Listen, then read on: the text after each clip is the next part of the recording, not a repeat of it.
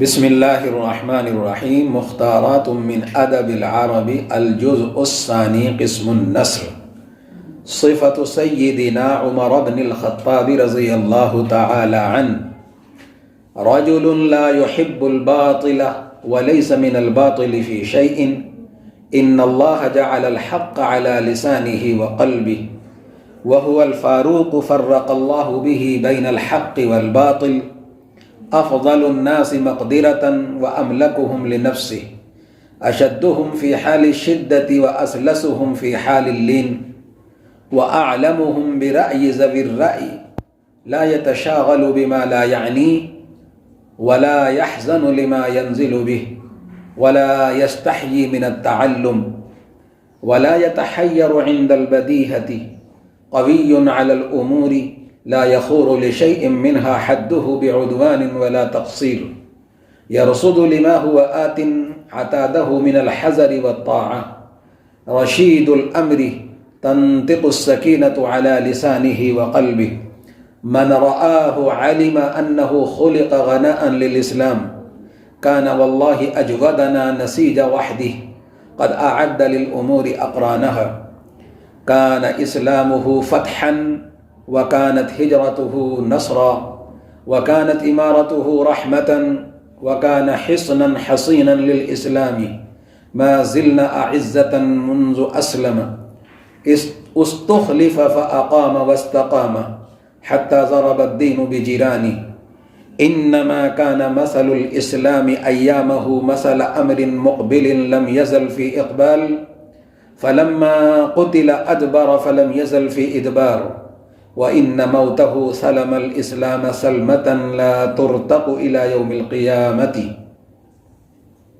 یہ ہوئی عبارت صفت سیدنا عمر بن الخطاب رضی اللہ تعالی عنہ کی۔ حضرت عمر فاروق رضی اللہ تعالی عنہ حضرت ابو بکر صدیق رضی اللہ تعالی عنہ کے بعد امت کے سب سے اعلیٰ ترین صحابی اور امتی ہیں۔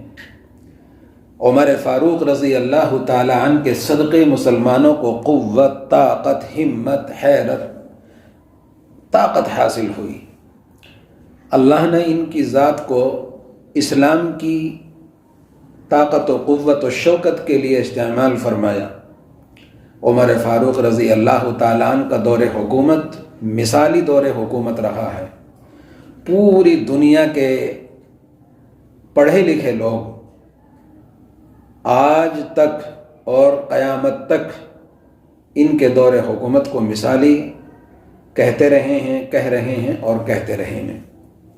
انصاف اس قدر تھا کہ مجال ہے کوئی مسلمان کسی عیسائی پر، کسی یہودی پر، کسی دوسرے مذہب کے ماننے والے پر ظلم کر دیں یا ناانصافی ہو جائے، ہو ہی نہیں سکتا تھا۔ اللہ پاک نے حضور کریم علیہ السلام کو خلفاء راشدین کی شکل میں اور ان کے بعد صحابہ کرام کی مبارک جماعت کی شکل میں دنیا کے اعلیٰ ترین انسان عطا فرمائے تھے۔ صحابہ کرام کی مثال حضور کریم علیہ السلام کے ستاروں کی مانند ہے۔ جیسے اللہ کے نبی علیہ السلام نے فرمایا، میرے صحابہ ستاروں کے مانند ہیں، جن کی بھی اتباع کر لو گے سیدھے راستے پر چلنے والے بن جاؤ گے اور جنت میں پہنچ جاؤ گے۔ اللہ تعالیٰ نے اس امت کو حضور کریم علیہ السلام کی تربیت کے نتیجے میں صحابہ کرام رضوان اللہ علیہ مجمعین کی مبارک جماعت عطا فرمائی۔ دل و جان سے، اخلاص کے ساتھ، جان، تن، دھن، ہر چیز صحابہ کرام رضوان اللہ علیہ مجمعین نے دین کے لیے قربان کر دیے۔ اس لیے صحابہ کرام کا ایمان اتنا اعلیٰ، اتنا افضل، اتنا طاقتور کہ ساری امت کا ایمان ایک طرف اور کسی ایک صحابی کا ایمان ایک طرف،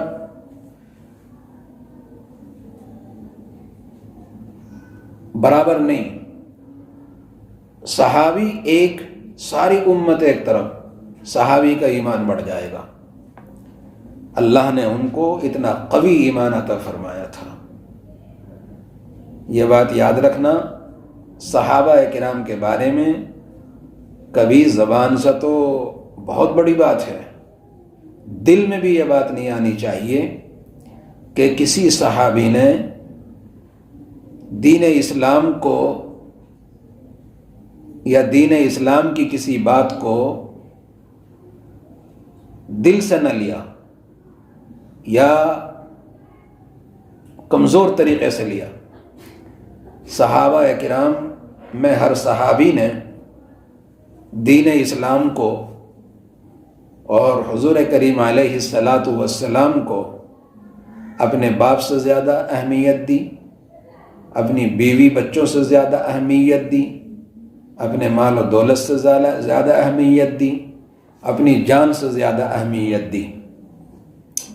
صحابہ کرام کی سب سے بڑی خصوصیت یہ تھی کہ جو سن لیا اس پر عمل، اور جو کہہ دیا اس کو کرنا ہے۔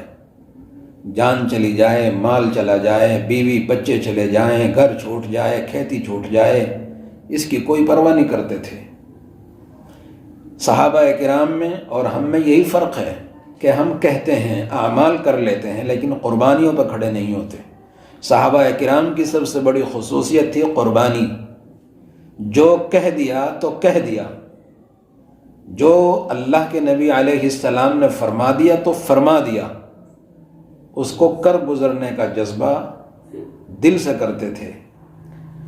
تو عمر فاروق رضی اللہ تعالی عنہ کی یہ صفت جو تم پڑھ رہی ہو بہت ہی زبردست ہے، اور امت کے لیے اس میں بہت زیادہ عبرتیں موجود ہیں کہ ہم کو بھی اپنا ایمان اتنا ہی مضبوط کرنا ہے